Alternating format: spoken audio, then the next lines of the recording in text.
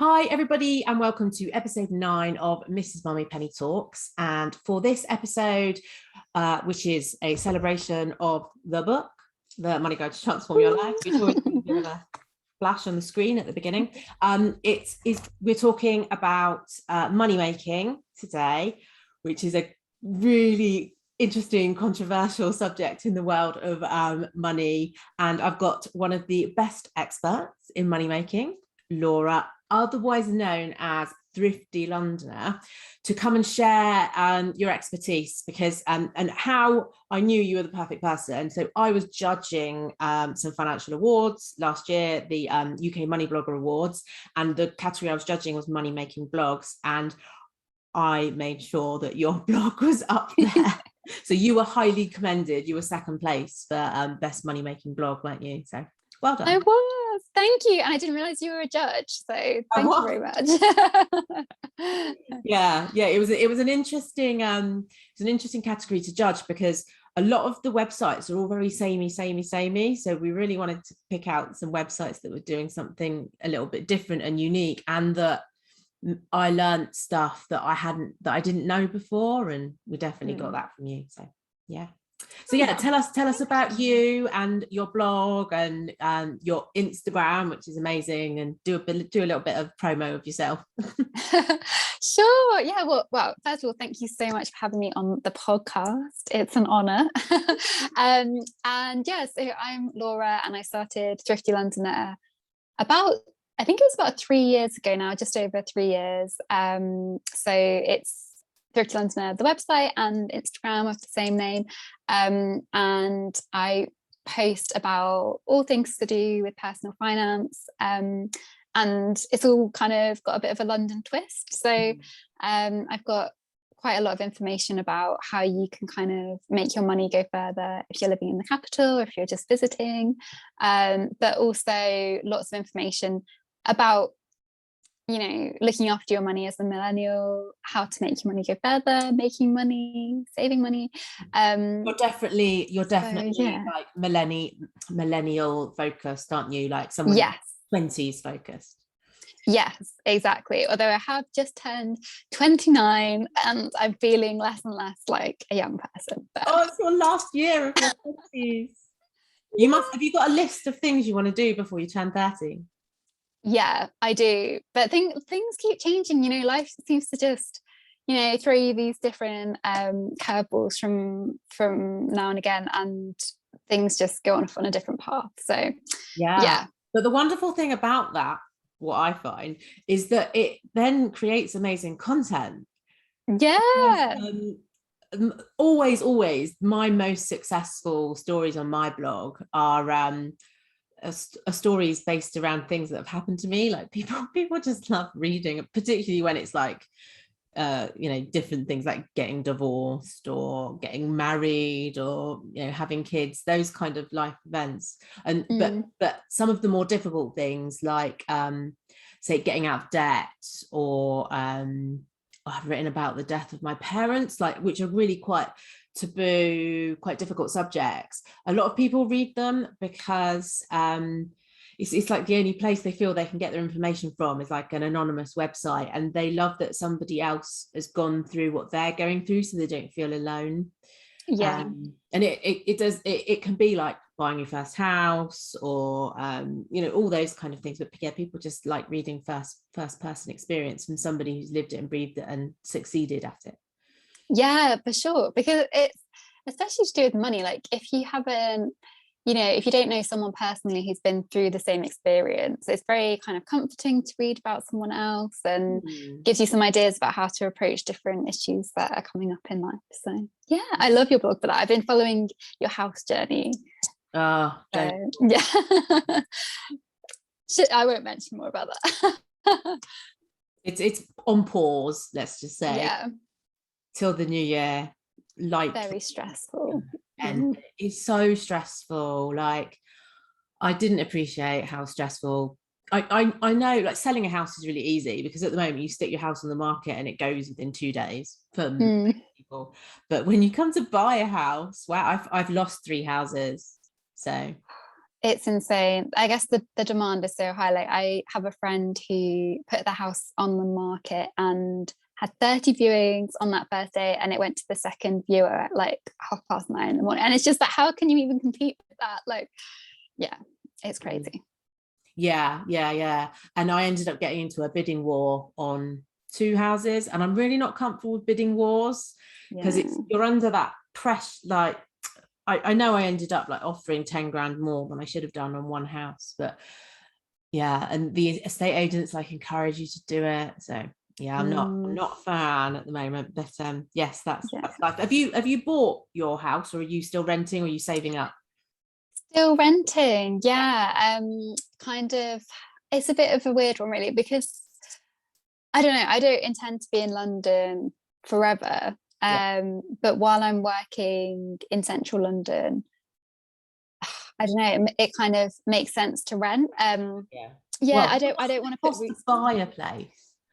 Yeah, it's so expensive. Like, this is the other thing, like me renting this flat, I guess this flat's probably worth like 400k or something like that, and I'd be paying an insane amount of more money for the mortgage payments than I do paying rent. So like, right, yeah, I know there's pros and cons, but yeah, for me it's just keep saving, and then when the time comes to like move to the outskirts or further afield or whatever, I'll just buy then, and then can get my cats.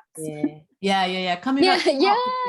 I'm like half an hour from King's Cross. It's not very far. That is amazing. Like, I need to investigate where to move to, like in the outskirts, because like you say, that, I mean, half an hour to King's Cross, I think that's faster than, I think I can get there in like 40 minutes, and like I'm paying like stupid prices. So yeah, I need to investigate that too. yeah, and I live near fields and countryside and like rivers and lakes, which is, I don't live anywhere near the sea, which is really quite painful, but it's all right, right, should we get started talking about money? Yes. Making? I told you we'd digress.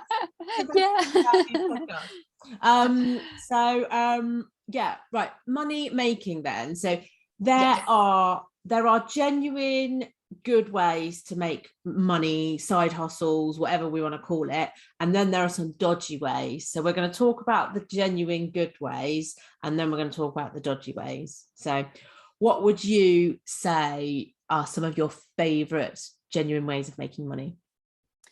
Well, I think I kind of, in my head, I kind of split up money making schemes into like a couple of different sections, if you like. So things like selling unwanted stuff on eBay, Depop, Vintage, Gumtree, Facebook Marketplace. There's like so many different places, and I kind of think of that as like a way where you can kind of make a quick buck, if you like. You know, it's like, you know, you can get money fairly quickly.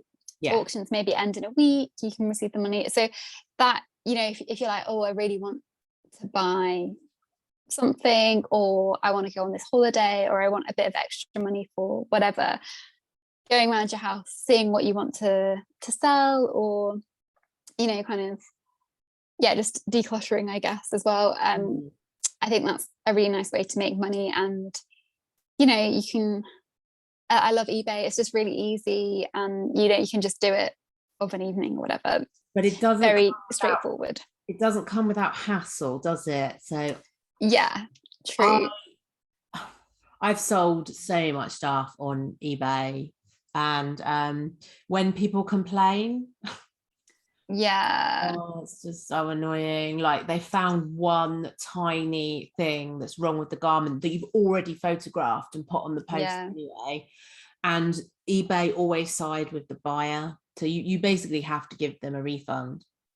And that can be really, like, I remember one time I listed a jumper, and in the description I'd listed, you know, 30% lamb's wool, 5% cashmere, like 60%, whatever, like, and they complained because they thought like it was 100% cashmere or something, and I was like, I've actually written it in the description, but still, like, it was, you know, fell in their favor. So yeah, it's definitely not with that. And you know, like postage, you can get stung by like, you know, postage costs which are a bit higher than you thought they'd be and things like that.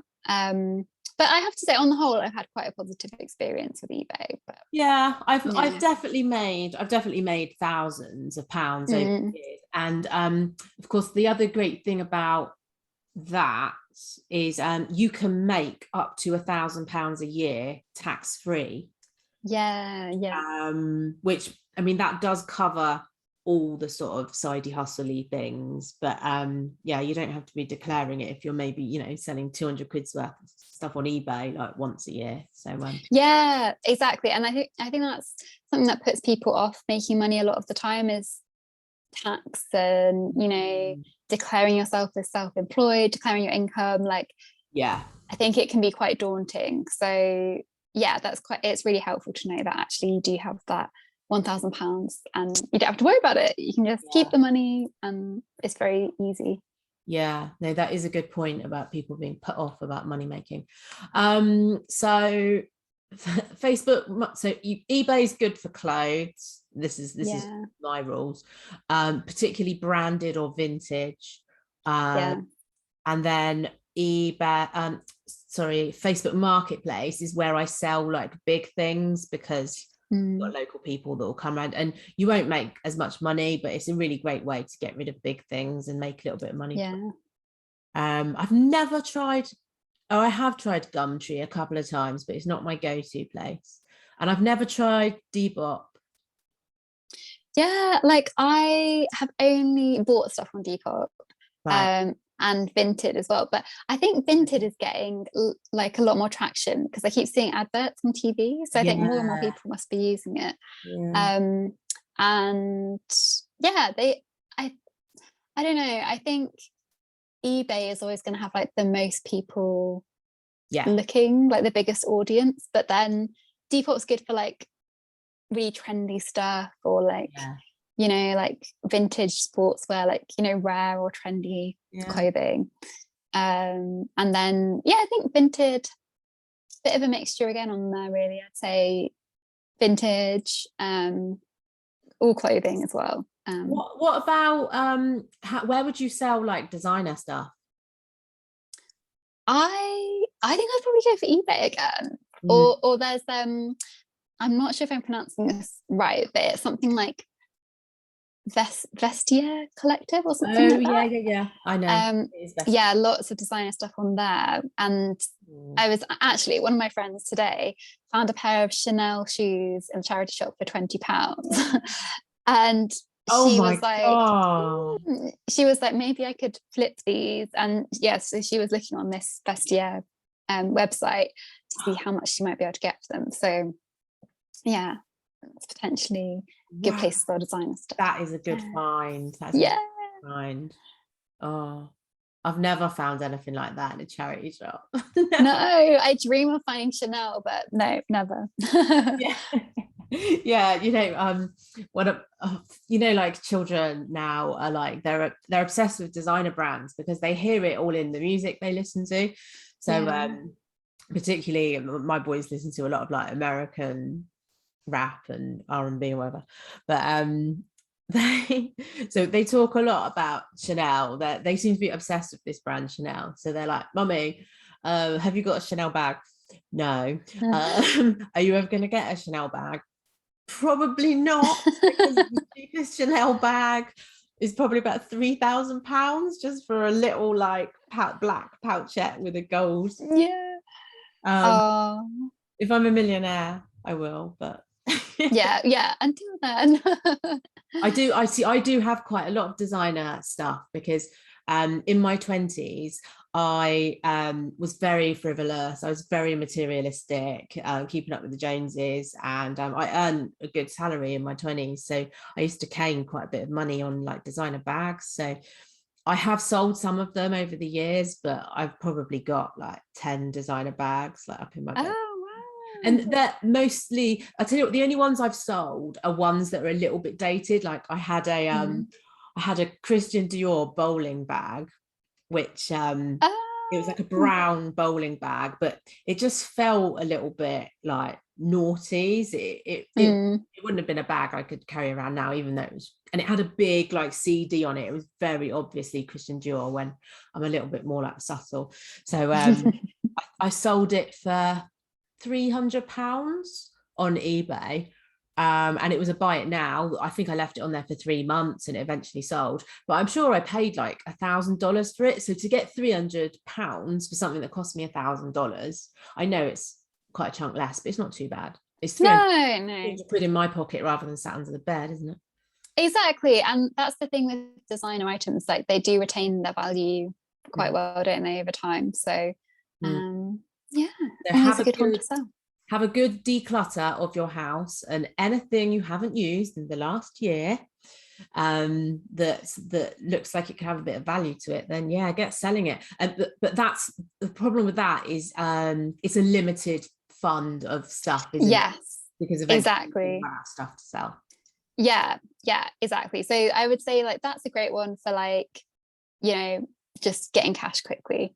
But then other money making things are kind of like freelancing, or kind of doing something that's more like off your own back, if you like. So offering freelance writing, like freelance designing, you know, whatever your skill set is.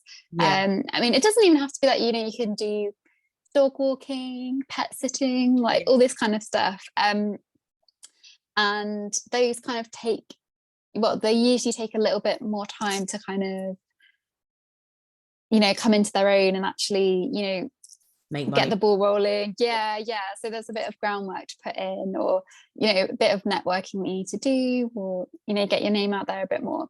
But I find those kinds of side hustles are, I don't know, you can reap a lot more benefits from them, and you kind of can learn new skills from doing them as well. So like Thrifty Londoner started, well, actually technically I guess it's still almost a side hustle for me. I call it my side business because I still have a full-time job, but you know, that took a long time to get going, and I did it as like a little passion project on the side kind of thing.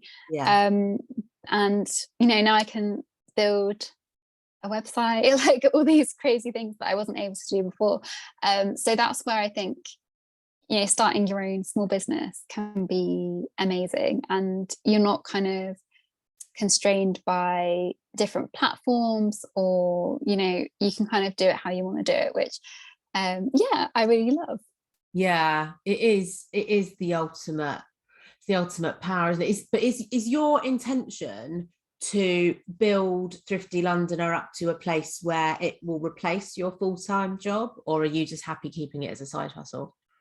Yeah, I would love it to replace my full-time job. I think for me at the moment, until I get a mortgage, I don't want to give it up, up my day job, just because it you know, you can't get a mortgage as easily if you're self-employed, or you don't have a certain number of years of accounts and all this kind of thing. So I'm just going to wait. Like, and to be honest, I'm hoping that if I'm lucky enough to have a family, like that's the time that, you know, I can just have Thrifty Londoner as my main job. But until then.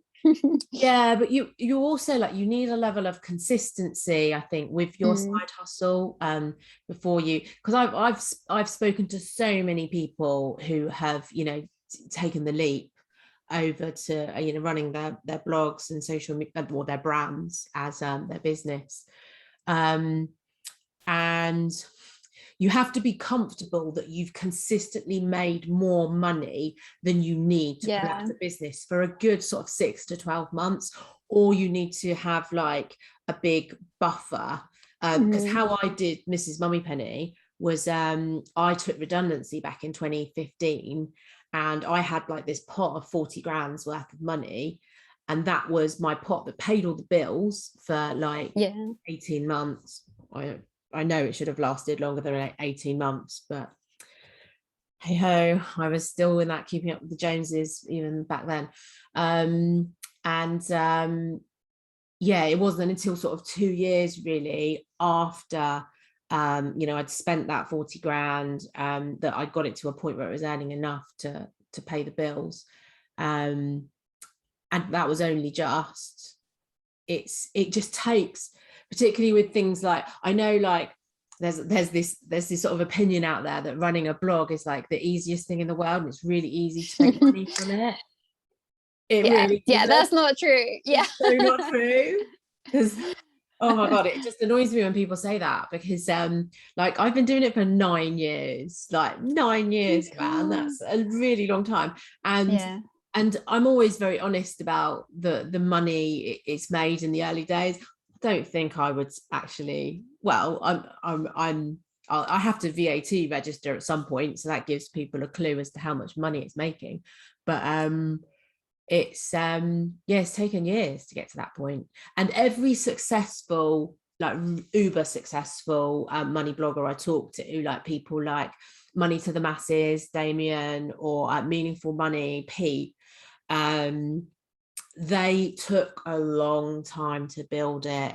There wasn't this, viral moment at like month 6 where suddenly they were earning 10 grand a month. Like, no. Actually, the only person who I have seen get successful really quickly is Mama Furfer, Jen Kempson, who she was on the podcast for last week, which is episode 8, talking about money and sort of mental health and sort of physical well-being, mixing all those things together. So she has got very successful very quickly, but she is so laser focused only on YouTube, and her editing's amazing, and she's just really natural on camera, so I can see her. I listened to her podcast actually, and I just think, wow, I spend way too much time just like staring into space. she's so successful. Like she makes far more money out of her business than I do, and I do all right. I need to pick her brains to find out. Yeah, she's incredible. Take from her, but not take from her, learn from her. I mean, setting up your own business. But what I like about, well, I suppose what I want to say about setting up your own business is you always need to come at it from a sort of commercial point of view, as in, let's say, I don't know, you want to make decorated baubles, because I know a load of people that do that kind of crafty stuff. How long is it going to take you to decorate that bauble, and how much are you going to sell it for? Like, you have to weigh up like the time it takes for you to do it, and to buy all the cost parts and the paint, and then how much you're going to sell it for. Like, if you're only going to make like, I don't know, £1 margin or £2 margin for each bauble, and you've maybe spent an hour doing it, is it really worth it? So I think weigh up those kind of money sides. And I'm an accountant, so that kind of stuff comes naturally to me. But then something like, I don't know, maybe dog walking, because I was out yesterday for a walk and I walked past a dog walker, she had 6 dogs. Like, she's charging 20 quid per dog, she's got them all out at the same time, she's just done 100 quid for like 2 hours work. And she's got her steps in as well. It's like a 2 for 1. Or a 6 for 1 or something. It's amazing. So there's some like really sweet spot ideas. I think that dog walking idea is an incredible like money making thing, because people are still getting dogs, aren't they? People are still absolutely. And people don't want to leave them home, like if people are still kind of doing like a bit of working from home, a bit in the office, like on the days that they're not at home, they don't want the dog to feel lonely, and so there's that is going to just boom. Well, it's probably already booming.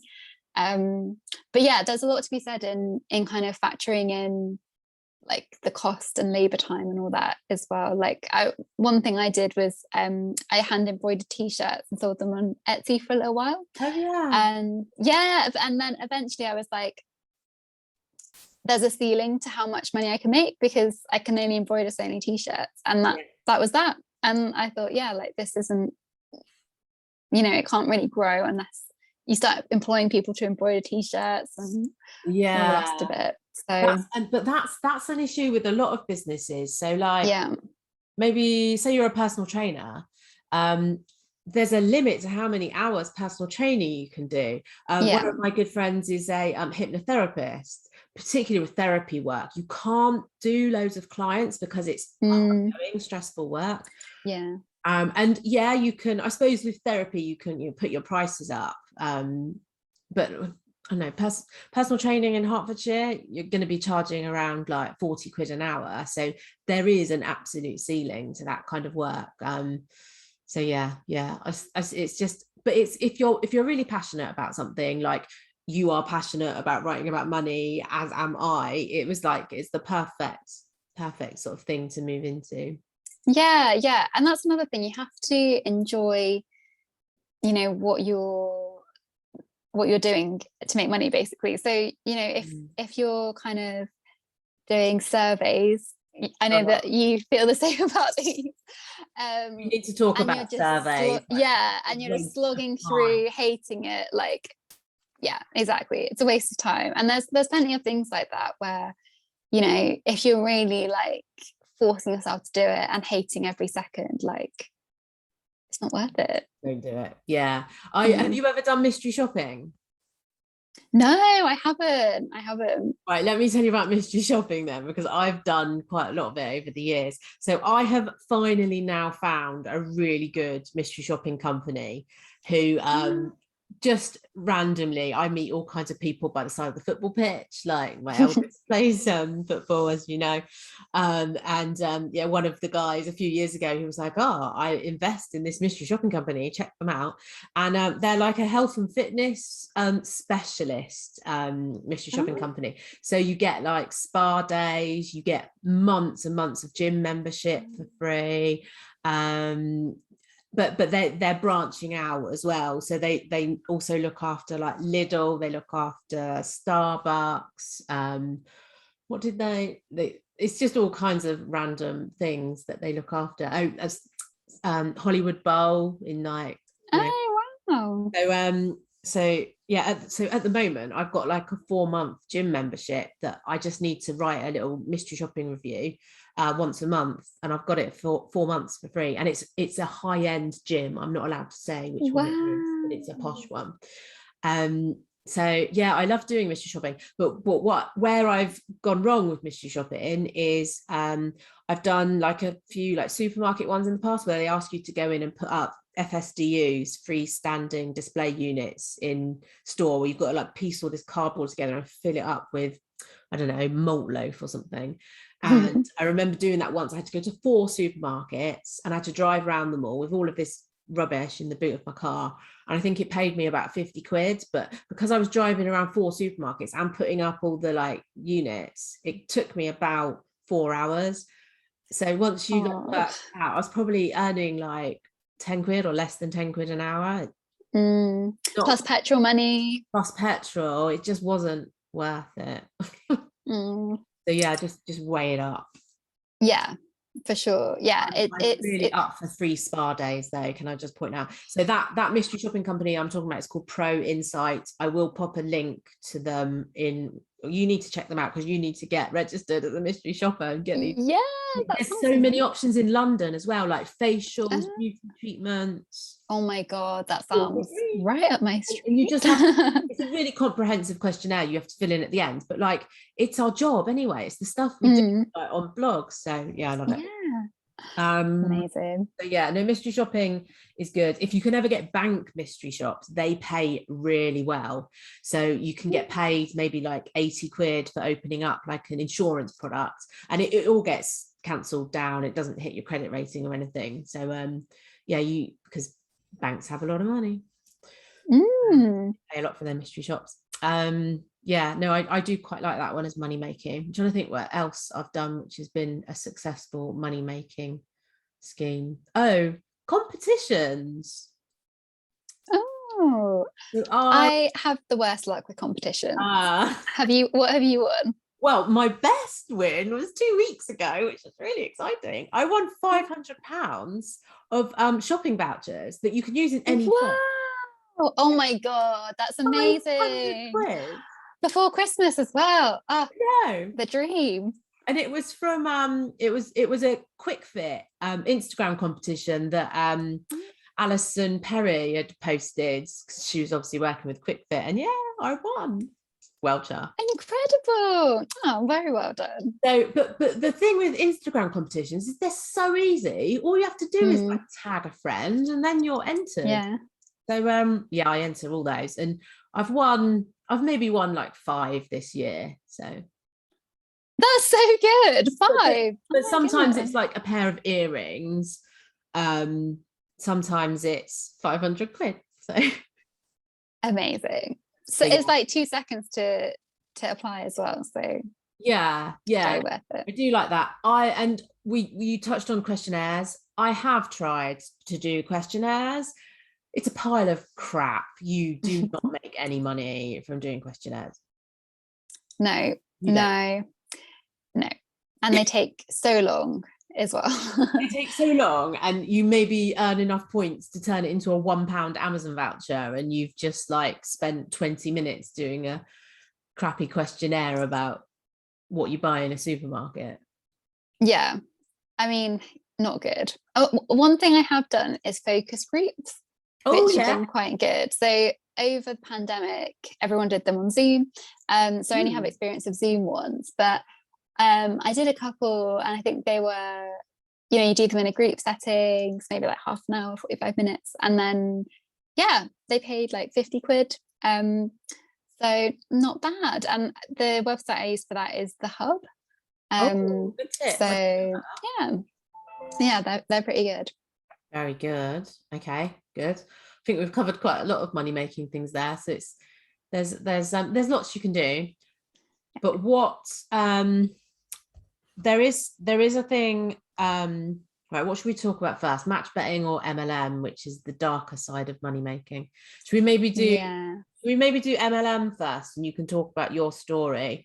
But yeah, there's this whole dark side of money making that when something's too good to be true, it isn't true. It's really like it's somebody trying to like do you over. And MLM, which is multi-level marketing, which is brands like Avon, Arbonne, Tropic Skincare, Ann Summers, that's even MLM. Neil's Yard do an MLM. Yes, which I didn't realise until recently. Yeah, so there's all sorts. But what do you want to describe what MLM means? Yeah, so basically MLM, multi-level marketing, is also known as like a pyramid scheme as well. So what people are trying to do when they're like, oh, there's this really cool way that I've made loads of money, they're trying to recruit you to the scheme, and then they make a commission on any sales that you make. And part of the problem is that you often have to buy a load of stock up front, so you have to put out money first, and then sometimes there's pressure to make a certain amount of sales, pressure to kind of reach out to your personal network of friends, family, and try to get them to buy stuff, so it can damage your relationships as well. And it's literally a pyramid, because the person at the top is making a commission from person to person to person. And it is multi-level. So Laura, you're at the top of this pyramid, 2 people, 6 people, 15 people, 50 people, and you're creaming off money of all of those little levels between you. So they are highly targeted on creating a team beneath them, because that's how you really make money out of MLM. It's when you got the levels beneath you, not from the stuff you actually sell. But like, how many times have you been sent a DM on Facebook or Instagram from a... Honestly, it's crazy. And there's some people as well who I sometimes get messages from, and they're like, well, actually MLMs are really good because of this, and I'm just like, no, like they're not. And one particular time, someone reached out to me on Instagram. It was when I was trying to find guests for a podcast that I was doing, and someone was saying, oh, I've just started, she's trained as a chef, and she's starting this website with sharing recipes, and she's trying to get kind of little workshops together online and stuff. And I thought, okay, great, sounds and I was like, okay, why don't we have a chat? And and you know, it would be great to have you on the podcast. So we arranged a chat, and then we were talking about her like cookery thing, and then it starts, you know, like the conversation turns to Arbonne. And I was like, warning bells, like, how have I been duped into this call? And so, yeah, like I had a call with this woman for like half an hour. So obviously a huge waste of my time. And, you know, I was kind of saying, well, you know, I know that this is multi-level marketing, this is an MLM, this is a pyramid scheme. And, you know, she was very adamant that it wasn't. And yeah, I mean, I can see how people get sucked in by that. For sure, because it was only because I knew the name that I was like, oh my god. And obviously like the way that she was describing it, it was obviously an MLM. And the other thing is that when we'd been talking about the cookery stuff, I had a friend who is vegan and, you know, was sharing food recipes. She asked me what her Instagram was. I gave it to her, just, you know, thinking she was interested in finding out, and she targeted my friend. And again was like, you know, saying like, oh, this is kind of like to do with the cooking thing, like let's connect and whatever. But really it was the Arbonne. So yeah, I was not happy. Yeah, they're sneaky, aren't they? Yeah, utility warehouse is one that I've had a lot to do with, because in my they've stopped bugging me now because I've made it so damn clear that I'm not interested. But they worked, there's several people in my village that do it, and they worked out, oh, Lynn's got a huge audience on, you know, like social media, so let's target her. And they actually came around to my house and taught me through all the commercials. Oh my god. And I wanted to know, right? I wanted to know how much money, you know, guy above me in the chain each sale I'd make. And yeah, he was making a nice chunk. So yeah, it was quite shocking. And he was like, I'm going to show you this promotional video that Terry Wogan, so it's a few years ago, had done, like promoting it. So you sometimes get you get celebrities endorsing these kind of companies. So yeah, be very, very careful. And they also prey on vulnerable women. They prey on new mums. People who have been open about struggling for money. So yeah, they're sorry if anybody's listening and you do MLM. I don't agree with what you do. Come up, do your work. I'll come back at you. Absolutely. And I don't think it's like I don't think it's a coincidence that a lot of these schemes are kind of beauty a lot of the time. You know, they're targeted towards women as well, so it's women who get recruited into them and women trying to sell to other women a lot of the time. So yeah, the feminist in me is like, no. It's just manipulative, it's coercive. It's horrible. Yeah,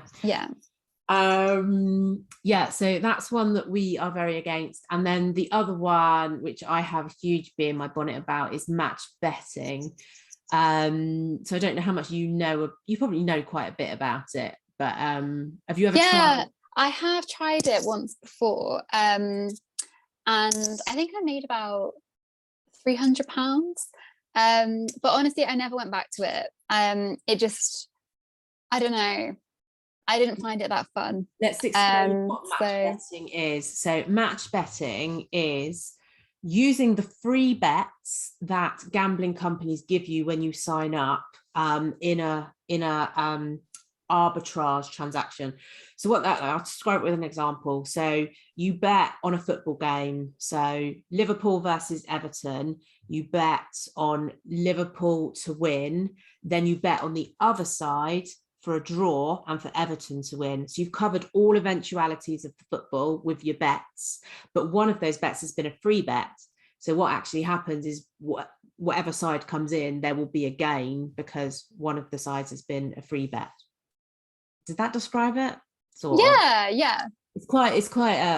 It's so you basically, you have to sign up to every single gambling company going, of which there are, blimey, 50, 100, and then they bombard you with so much marketing that you've just never experienced. So you because I tried it back in 2017, 2016, when I was in Mrs Mummypenny wasn't earning enough money. I was paying off debt. I was in a bit of financial trouble, to be honest, and I was desperate. So again, it was actually somebody from the UK money blogger community who introduced me to it, and they detected I was vulnerable and needed like a burst of cash. So yeah, I tried it for a couple of months, and I reckon I made about maybe £1,500, £2,000, which sounds amazing, but hang on, I was engrossed in this world for like 2 months, and I then sort of drifted over into like the slot machines online. Then I started putting my actual money into the slot machines, and the very first time you use them, you always win. So I think the very first time I used the slot machines, I won about 500 quid, and your endorphins are going, and you've got pleasure, whatever things in your brain have all been hit.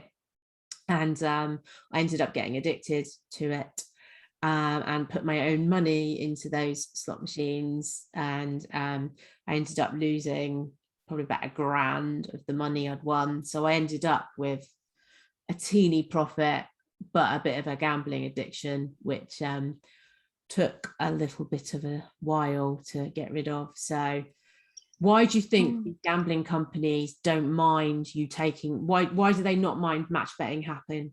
Because it hooks people in, gets them totally okay with gambling, and then they carry on using their own money. So yeah, it's almost like, I don't know, a gateway into spending your own money sometimes, isn't it? Especially, I'd hate to think of anyone who's had trouble with gambling in the past or something onto it, thinking that it's completely risk-free, and then getting sucked in. Like, I think it's very easy to get sucked into it. And like you say, I don't know, it's even like at the arcade or something, when you're like, oh, I was so close, and then you just try again and again and again, because you want to make the money back, and you kind of want to make up the loss. And yeah, I can totally see how you can get in deep with that, for sure. Yeah. So I'll pop a link to an article I wrote which sort of details what happened, my whole story. But the thing you need to be really wary of, there are a lot of people that promote match betting, people that we know who are trusted money bloggers. They are making shed loads of affiliate commission. So for every person that signs up to these match betting companies, these money bloggers will be getting about £8 a month for each person that signs up. So that's £96 a year they're earning out of one person. They get 50 people to sign up. Suddenly that's a lot of money that blogger is suddenly earning. So I think there's just a little lesson there in checking the authenticity of the person that you're following. Have they got morals? Are they leading you into something which could potentially get you into a lot of trouble? Are they giving you like genuinely decent, good information? Or are they just, like talking about loads of promotional stuff? It's and like, listen to your gut. I think if I'd listened to my gut in those early days, I never would have done it, because it did. I remember my very first thought was, this is too good to be true. Listen to that. Yeah, and you hear of people saying like, I've made 20 grand from match betting, and it sounds great. So yeah, you have to be mindful and know yourself as well, like, is it something that you're comfortable with? And yeah, trust your gut, for sure. Yeah. So what else, what other dodgy money making? There's so many scams out there, isn't there? Yeah, you have to be like uber aware of. So there's loads of like fake Instagram accounts flying around at the moment.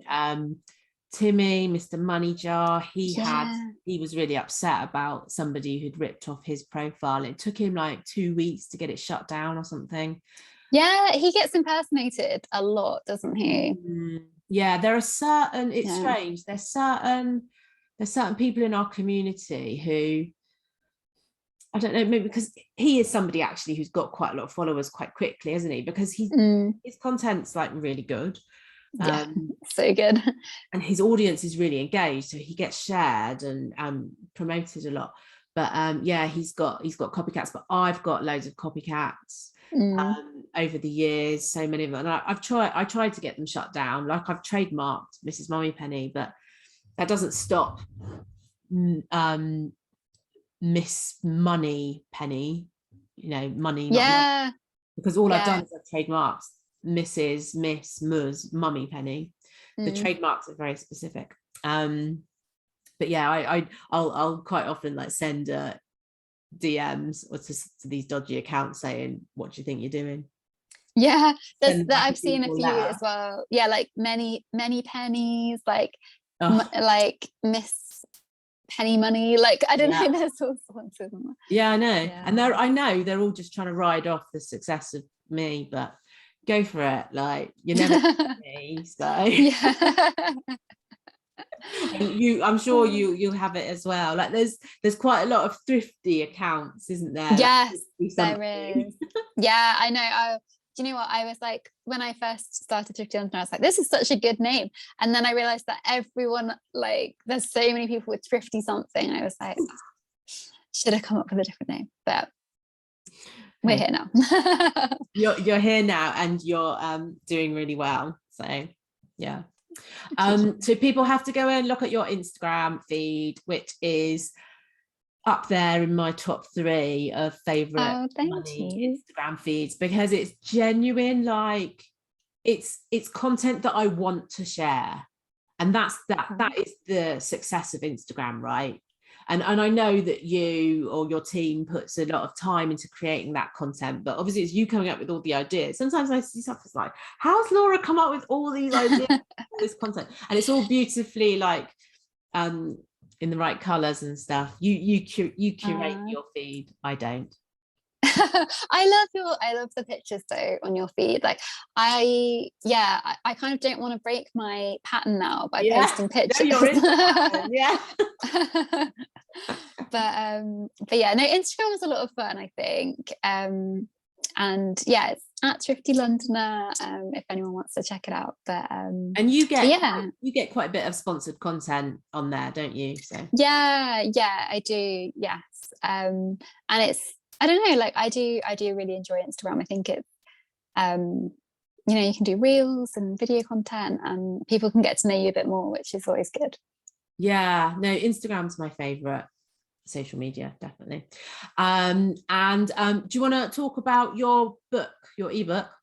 Yeah, so kind of continuing with the theme of money making, I have an ebook called The Side Hustle Toolkit. So it's split into, I think it's like 11 chapters, and it's about kind of starting a side hustle, basically, like how to kind of land on the right idea, the costs, finding your customers, making your business plan, all that kind of thing, how to do it alongside your 9 to 5, and yeah, you can get that on my website.